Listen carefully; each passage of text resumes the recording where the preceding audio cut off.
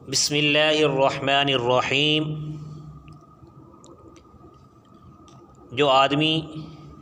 فوت ہو جاتا ہے، شریعت نے اس کی میراث کا حکم اس ترتیب سے بیان کیا ہے کہ جب آدمی فوت ہو تو اس کا جو ترکہ ہے سب سے پہلے اس میں سے اس کے قرض کو ادا کرنا چاہیے۔ اگر اس کے ذمے کسی کا قرضہ ہے، کسی کے پیسے دینے ہیں،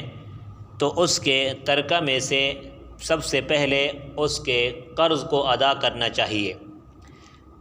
دوسرے نمبر پر اس کے ترکہ میں سے اس کی تجہیز و تکفین کا بندوبست ہونا چاہیے کہ اسی کے مال میں سے اس کا کفن ہو اور باقی جتنے بھی ضروریات ہیں کفن کے حوالہ سے، دفنانے کے حوالہ سے، اس کے ترکہ میں سے اس کا مال خرچ کرنا چاہیے۔ اور پھر اگر وہ کسی کے بارے میں تہائی مال یا اس سے کم کی وصیت کر کے جاتا ہے تو اس کی وصیت کو پورا کیا جائے، باقی مال اس کے ورثاء کے اندر تقسیم کرنا چاہیے۔ اب مسئلہ یہ ہے کہ مردے کا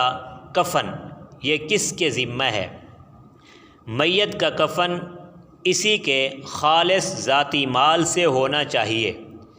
جس کے ساتھ کسی غیر کا حق وابستہ نہ ہو، جیسے رہن کی صورت میں ہوتا ہے۔ اگر مرنے والے کا خالص مال موجود نہ ہو تو اس کا کفن اس شخص کے ذمہ ہے جس پر اس کی زندگی میں اس کا ضروری خرچہ واجب تھا۔ یعنی اگر مرنے والے کا اپنا مال موجود نہیں ہے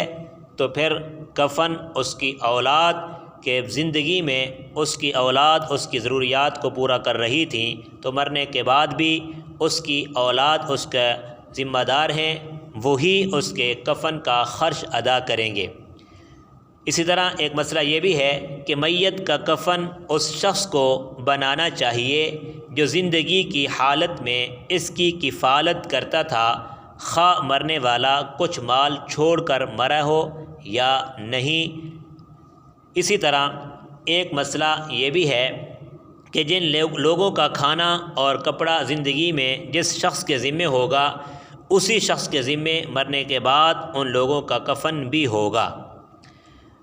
اسی کے ضمن میں ایک مسئلہ یہ بھی لکھا ہے کہ میت کا کوئی غیر مسلم دوست کفن کی قیمت دے تو کوئی خرابی نہیں ہے۔ اگر اس کا مردے کا کوئی ایسا دوست ہے جو مسلمان نہیں ہے، غیر مسلم ہے، اگر وہ میت کو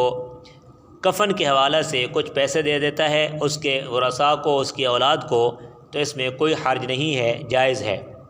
اسی طرح اس کی ضمن میں ایک مسئلہ یہ بھی ہے، ایسا شخص موجود نہ ہو جس پر میت کا نفقہ ضروری خرچ لازم ہے تو بیت المال سے کفن کا خرچ حاصل کرنا چاہیے،